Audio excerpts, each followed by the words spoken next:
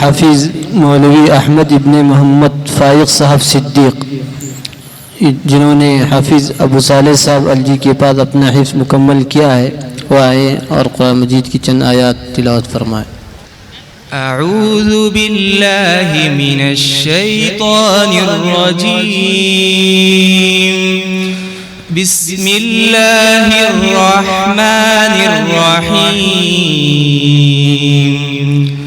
یریدون لیطفئوا نور اللہ بأفواہہم واللہ متم نورہ ولو کرہ الکافرون،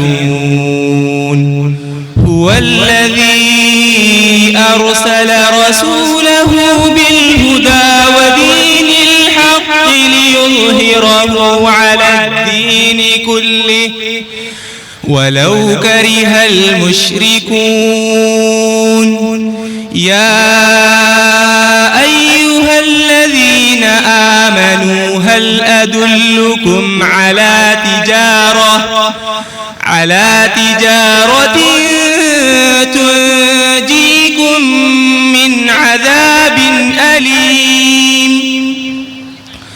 تؤمنون بالله ورسوله وتجاهدون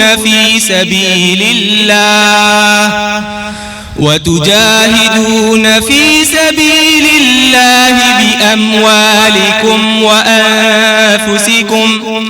ذلكم خير لكم إن كنتم تعلمون، يغفر لكم ذنوبكم ويدخلكم جنات تجري من تحتها الأنهار ومساكن طيبة في جنات عدن،